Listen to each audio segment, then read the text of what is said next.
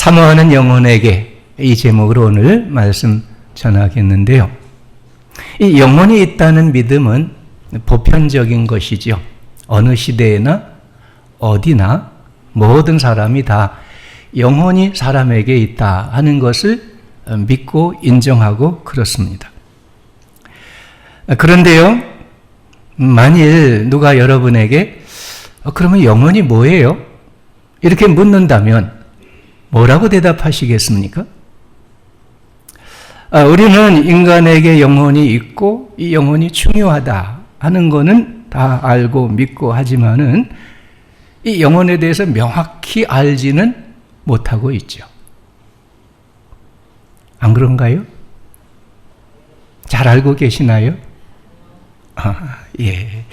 1세기 전에 덩컨 맥두겔이라는 의사가 있었는데 그분이 영혼의 무게를 실험을 했어요. 사람이 죽기 전에 체중을 달고 죽은 다음에 즉시 체중을 달아보니까 여러 사람들을 달아봤는데 그 죽은 다음에 체중이 평균적으로 21g이 적더래요. 그래서 그 의사가 발표하기를 영혼의 무게는 21g이다. 이렇게 얘기를 했어요. 아무도 믿지를 않았습니다. 현대의 의사 샘파니아라는 의사가 또 다른 실험을 했는데요. 임사 체험을 한 사람들, 임사 체험이라는 건 죽었다가 다시 살아난 이런 체험을 한 사람들에게 조사를 했어요. 자기가 죽을 때 그 몸에서 영혼이 이렇게 나오는데 그 나오면 높은데 이렇게 해서 자기 죽은 몸을 내려다본다는 거예요. 그래서 이 의사가 높이 이렇게 천정에서 내려다본다면 천정 높은 곳에다가 그림을 이렇게 딱 숨겨놓고 그걸 봤느냐 하는 거를 실험을 했어요. 그랬더니 많은 사람들이 죽어서 그 영혼이 이렇게 높이 올라갔는데 자기 시체를 보는데 그 그림도 봤다. 이런 증거들을 해서 영혼의 실제를 입증하는 이런 발표를 하기도 했습니다. 이 영혼은 잃어버릴 수도 있고요. 영혼은 또 팔기도 해요. 유명한 독일의 문학가인 괴테, 그가 쓴 희곡 작품 파우스트라는 게 있죠. 그 파우스트의 주인공이 파우스트라는 사람인데요. 그 사람은 이 세계 모든 것에 대해서 다 알고 싶은 간절한 소망이 있었어요. 어떻게 하면 내가 모든 걸 다 알 수 있을까? 다 보고 경험하고 느끼고 그래서 알고자 하는 그런 강렬한 열망이 있었는데 악마가 찾아왔어요. 메피스토라는 악마가 와서 그에게 조건을 걸고 제시를 합니다. 내가 모든 걸 다 보고 알고 경험하고 깨달을 수 있게 해주겠는데 한 가지 조건. 내가 어떤 걸 보고 혹은 어떤 순간에 이 순간에 멈춰라. 너는 참 아름답구나. 그런 말을 한다면 내가 내 영혼을 내 거로 갖는다. 좋다. 그렇게 하자. 그리고 계약을 맺었어요. 그 악마의 도움을 받아서 이 파우스트가 온 것을 다 보고 경험하고 깨닫고 알고 그렇게 됐어요.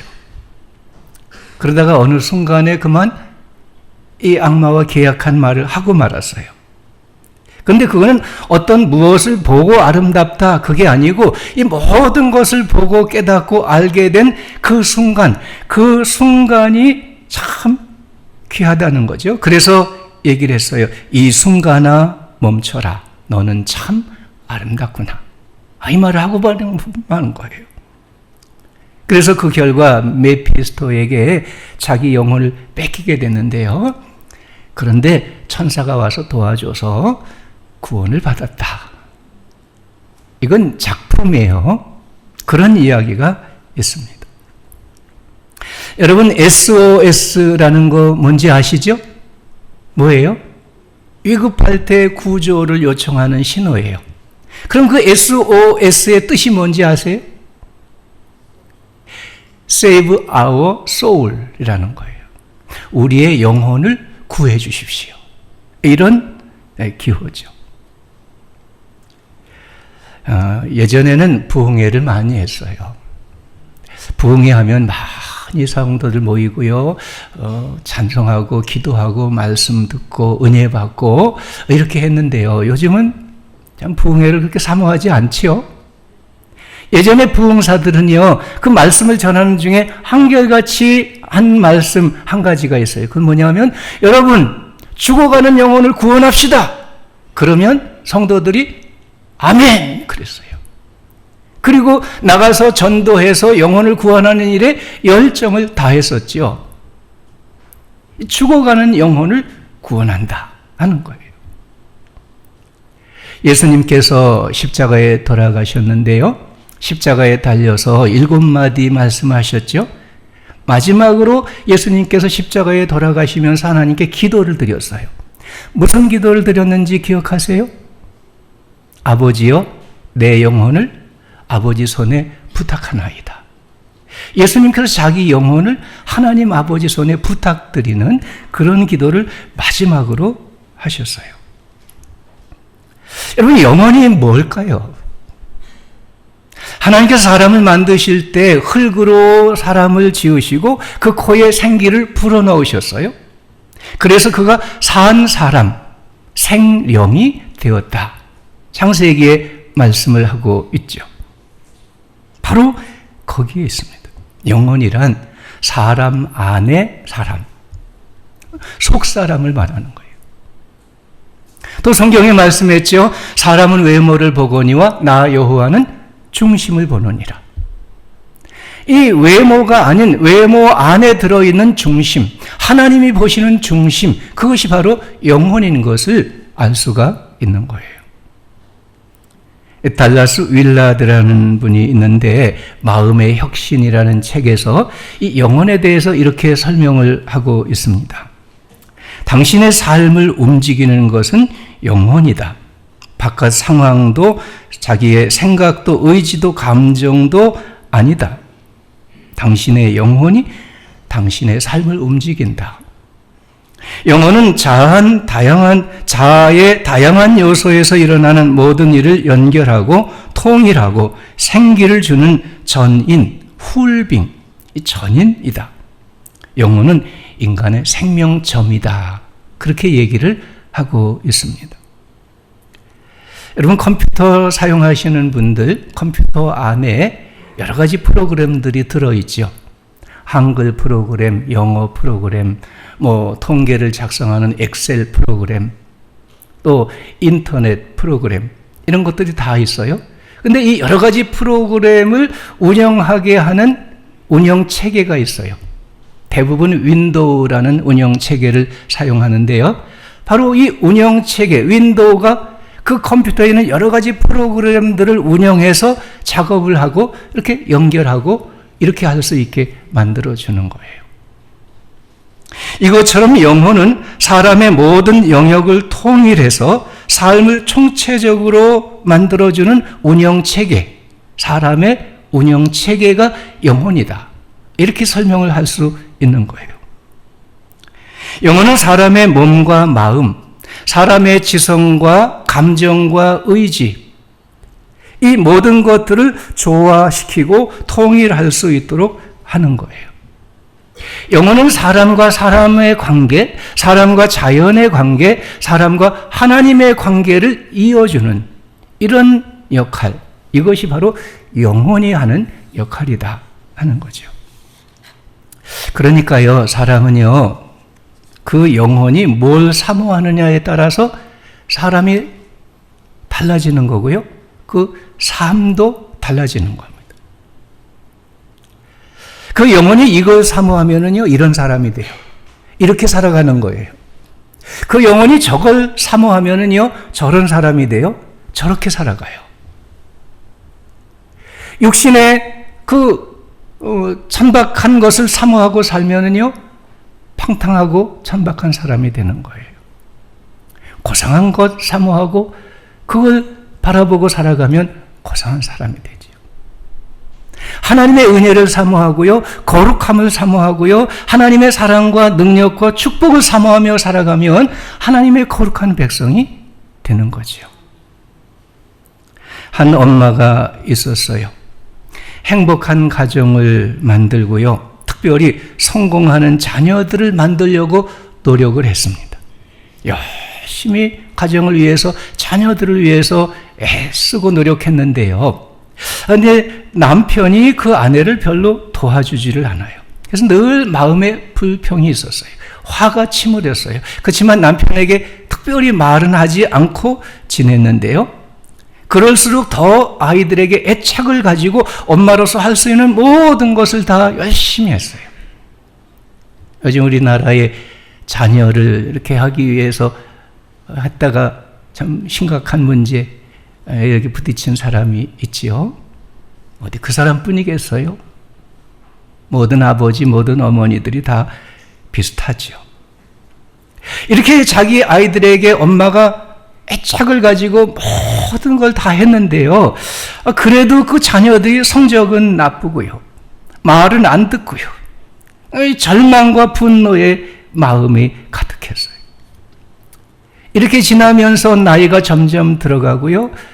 그 육신의 매력, 아름다움은 다 시들어가고 모든 게 짜증스러워졌습니다. 분노와 불안과 절망으로 술을 자주 마시게 되고요. 친구들과 어울려 다니면서 다른 친구 흉보고 험담하고 이렇게 시간을 죽이는 그런 삶을 사는 엄마가 되고 말았습니다. 그 여인은요, 죽어가는 영혼의 소유자인 거죠. 돈을 버는데 평생을 바친 사업가가 하나 있습니다. 그는 자기 사업을 시작했어요. 열심히 노력하고 일하고 땀 흘려서 기업을 만들었어요. 빌딩을 지었어요. 바닷가에 훌륭한 이 저택을 마련했어요. 그런데 그 자기 회사의 직원들을 볼 때 늘 마음에 걸리는 거예요. 저 직원들이 내 재산을 나누어 가지려는 그런 생각만 하고 있구나. 또 한편으로 자기 자신은요, 그 직원들을 자기 사업을, 자기 기업을 더 확장시키는데 도구로만 생각을 하고 있는 거죠. 이렇게 하다가요, 그가 뇌졸중으로 쓰러졌어요. 뇌졸중으로 쓰러지고 나니까요, 아무도 그를 찾아오지를 않는 거예요. 산소 마스크를 쓰고 대저택에 홀로 누워있게 되었습니다. 그런데도 그 마음에는 여전히 재물에 대한 집착, 인색한 노인으로 누워 지내고 있는 거죠. 그 사람은요, 황폐한 영혼의 소유자인 것입니다. 예수님께서 어리석은 부자 이야기를 비유로 말씀해 주셨죠. 그 사람이 농부였는데요. 가을에 추수를 하는데 대풍이 들었어요. 많이 추수했어요. 자기가 가지고 있는 창고가 모자랐어요. 그래서 어떻게 하면 좋지 생각을 하다가 창고를 더 지었어요. 창고마다 가득 채워놓고 만족한 마음을 가지고 자기 자신에게 얘기를 하는 거예요. 내 영혼아, 여러 해 쓸 물건을 많이 쌓아두었으니 이제는 평안히 먹고 마시고 즐겁게 살자. 그런데 하나님께서 말씀하셨죠. 어리석은 자여, 오늘 밤에 내 영혼을 도로 찾으리니 그러면 내 준비한 것이 누구의 것이 되겠느냐. 이 사람은요, 자기를 위하여 재물의 부요함을 사모했지만은 하나님께 대하여는 부요하지 못한, 곧 영혼으로부터는 부요하지 못한 이런 사람인 것입니다. 우리 인간의 욕망은 한이 없어요. 더 많은 것을 늘 사모하죠. 더 많은 소유, 더 많이 오래 사는 시간, 더 많은 아름다움, 더 많이 누리는 즐거움, 더 많은 명예, 영광, 이것을 늘 사모하는 거예요. 이 사모하는 마음을 가지고 사람들은 살아가고 있어요.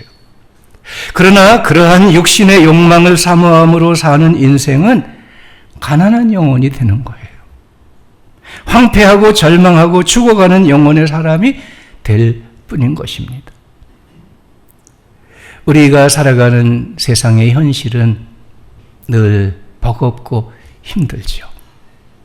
모든 사람들이 염려하는 일들, 입시의 문제, 취업의 문제, 주택 마련의 문제, 자녀 양육의 문제, 노후 생활의 문제, 이런 거 다 염려하며 살아요. 우리 인생의 무거운 짐이에요. 그래서 누구나 이 무거운 삶의 짐을 벗고 싶어요. 자유롭게 아무 염려 없이 평안히 살고 싶은 이런 마음이 간절해요.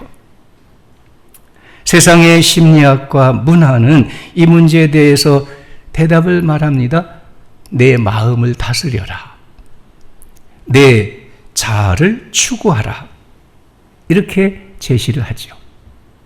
그러나 진정한 해답은 마음의 자아에 있는 게 아니라 영혼에 있는 것입니다.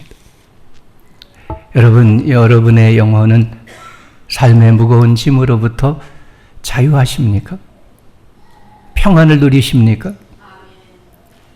예수님께서 말씀하셨어요. 나의 평안을 너희에게 주노라. 내가 주는 것은 세상이 주는 것과 같이 아니하노라. 그렇게 말씀하셨어요.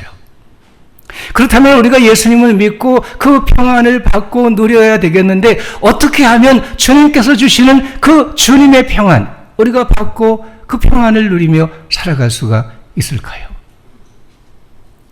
오늘 시편 107편 9절 말씀하고 있습니다. 그가 사모하는 영혼에게 만족하게 하시고 그가 줄인 영혼에게 좋은 것을 채워주심이로다. 이스라엘 백성들이요, 애굽에서 나와 40년 동안 광야 사막길을 헤매고 다녔지요. 그들은 방황했어요. 거주할 집도 없었어요. 먹을 음식도 없었어요. 마실 물도 구하지 못했어요.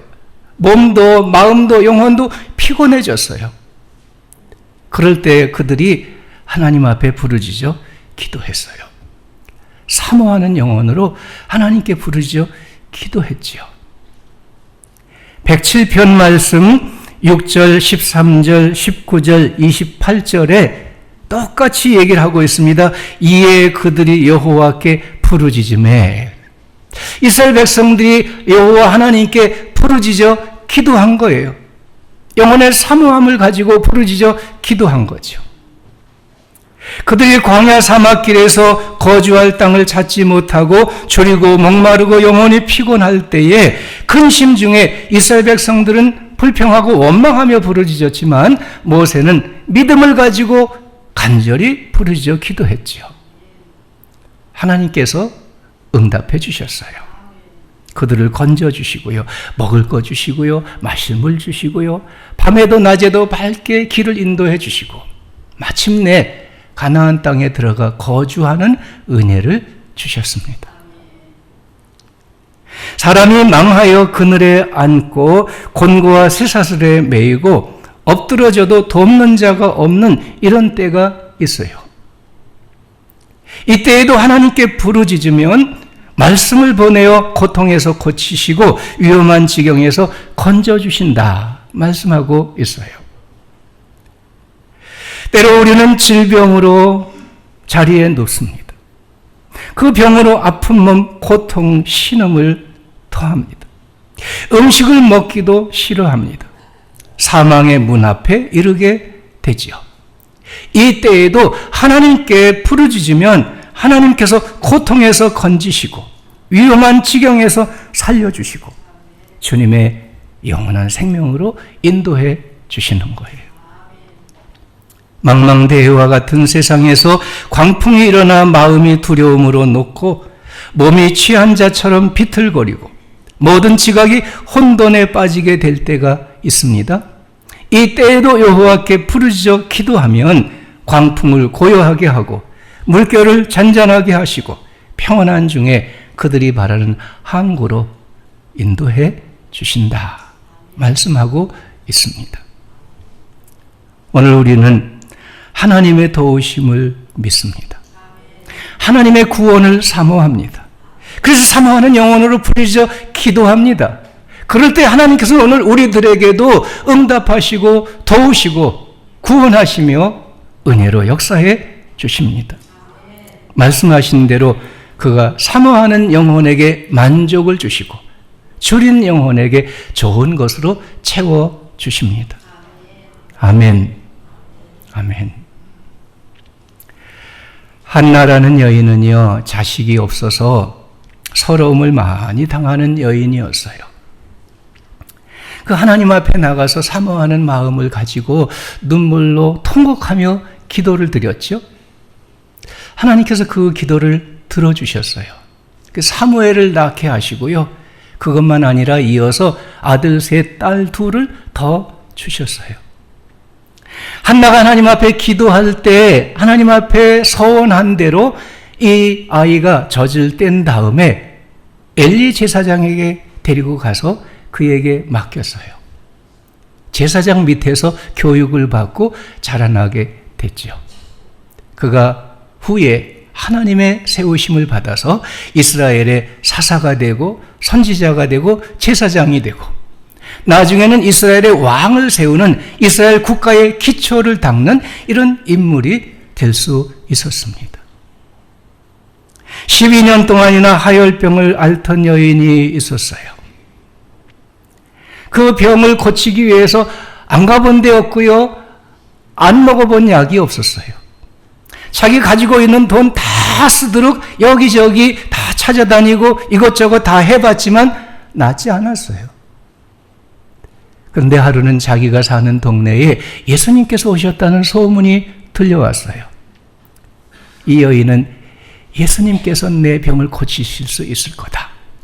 그 병을 고치고 건강하게 되기를 간절히 사모하는 마음을 가지고 일어나서 밖으로 나와서 예수님이 계신 그 뒤에 가서 기도하는 마음으로 옷자락에 손을 댔어요. 그때 주님으로부터 능력이 나와서 이 여인의 병을 깨끗이 고치게 되었어요. 예수님께서 그 여인을 찾아서 그 여인에게 말씀하셨어요. 내 믿음이 내 병을 고쳤느니라. 일어나 평안히 돌아가라. 내 병에서 놓여 건강할지어다. 이 말씀을 해 주신 거지요. 야곱이라는 사람은요, 하나님의 축복을 사모하는 사람이었어요. 하나님의 축복을 받기 위해서 그 하나님의 축복을 빼앗으려고 잘못된 일도 많이 했어요. 가족들 사이에, 주변 사람들 사이에 갈등도 많이 있었어요.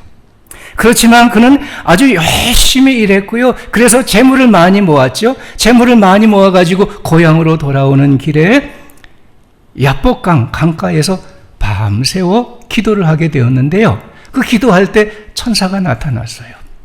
그 천사하고 밤새도록 씨름을 하는데 결판이 안 나는 거예요. 새벽이 되었어요. 천사가 내가 이제 돌아가야 되겠으니까 그만 좀 놔라 그랬는데 안 놔주는 거예요. 그러면서 얘기를 했어요. 당신이 나를 축복하지 않으면 내가 당신을 가게 하지 아니하겠나이다. 붙들고 늘어지는 거예요. 자기를 축복해 줘야 된다는 거예요. 그러니까 천사가 그 야곱을 축복해 줬죠. 머리에 축복을 해주면서 네가 야곱이라고 지금까지 이름을 써왔지만 이제는 이스라엘이라고 해라. 사람과 겨루어 하나님과 겨루어 이긴 자다. 이런 이름의 뜻을 그에게 바꿔줬어요. 그날 이후로 야곱은 다른 사람이 됐어요. 야곱의 생애는 다른 삶이 되었어요. 그 자손들에게 야곱은 축복의 조상이 될 수 있었습니다. 한 사람 더 얘기하죠. 고넬료라는 사람은요, 신실한 군인이었어요. 그는 늘 은혜를 사모하는 사람이었어요. 로마 군대의 백부장이었죠. 늘 하나님 앞에 예배하고 경건하게 행동하고 구제를 많이 하고 매일매일 시간을 정해놓고 기도하는 사람이었어요. 하루는 하나님 앞에 기도하는 시간이 되어서 이렇게 저 집에 위에 올라가서 기도하는데 하나님께서 그에게 말씀을 주셨어요. 하나님이 주신 말씀대로 베드로 사도를 모셔왔어요. 자기 집에 모셔다가 가족들을 다 모아놓고 베드로를 모셔드려서 말씀을 듣게 됐어요. 요즘 말로 하면 신방을 잘 박는 거예요. 베드로가 하나님의 말씀을 전하고요, 예수 그리스도의 구원의 복음을 전하고 이렇게 말씀을 전하는 중에 하나님께서 이 고넬료와 그 가족들 모두에게, 어린아이들에게까지 성령을 충만히 부어주셨어요. 그래서 그 가족이 모두 성령 충만함을 받고요, 세례를 받고요, 그 가족이 은혜의 가정이 되었어요. 하나님께서는 사모하는 영혼에게 응답해 주십니다. 자녀도, 그의 인생의 목표도, 그의 건강도, 그의 심령의 은혜 충만함도 사모하는 자에게 응답하시고 역사해 주십니다. 베드로전서 2장의 말씀에서요, 그러므로 모든 악독과 모든 기만과 위선과 시기와 모든 비방하는 말을 버려라. 너희는 갓난 아기들 같이 순전하고 신령한 젖을 사모하라. 신령한 젖을 사모하라 그랬어요. 신령한 젖이 뭐예요? 저희 집에요, 둘째 손자 현수인데요, 한 번은 우리 집에 와서 제가 이렇게 안고 봐주는데요, 막 우는 거예요. 안아줘도 울고요, 막 흔들어도 울고요, 돌아다녀도 울고요, 기저귀가 젖었나 기저귀를 바꿔줘도 울고요, 바꾸는 거예요. 어쩔 줄 몰랐어요. 그랬더니 제 아내가 젖을 먹여야지 그래. 우유를 타서 우유를 탁 먹이니까요, 팍 먹더니 잠이 들었어요. 갓난 아이가 젖을 사모하는 것처럼 너희는 신령한 젖을 사모하라. 그걸 먹지 아니하고는 견딜 수 없는 이 안타까움, 배고픔, 굶주림, 눈물로 그 해결할 수 없는 이 사모함, 신령한 젖을 사모하라 말씀했어요. 신령한 젖은요, 하나님의 은혜예요. 하나님의 말씀의 은혜예요. 하나님의 성령의 은혜인 거예요. 이는 그로 말미암아 너희로 구원에 이르도록 자라게 하려 함이라. 너희가 주의 인자하심을 맛보았으면 그리하라. 예수께 나아가 너희도 예수 그리스도와 같이 신령한 집으로 세워지고 신령한 예배를 드리는 거룩한 제사장이 되라 말씀해 주셨어요. 여러분이 살아가면서 여러분 마음에 간절히 사모하는 것이 무엇입니까? 여러분 마음에 인생을 살아가면서 간절히 사모하는 게 과연 무엇입니까? 그 어떤 것들보다 하나님을 사모하시기 바랍니다. 하나님의 은혜를 사모하시기 바랍니다. 하나님의 축복을 사모하시기를 바랍니다. 이 모든 것들, 그보다 하나님을 사모하고 하나님의 은혜와 축복을 사모하고 하나님 앞에 사모하는 영으로 부르짖어 기도하고 하나님은 그 부르짖는 간구, 사모함을 받으시고 만족함으로 응답해 주시는 것입니다. 내일부터 한 주간 우리 교회는요, 가을 특별 새벽 기도회를 모입니다. 사모하는 영혼에게 이런 주제를 가지고 영혼의 갈망, 치유, 수호자, 동행, 미래, 소망, 이 말씀을 함께 나누고 기도를 하고자 합니다.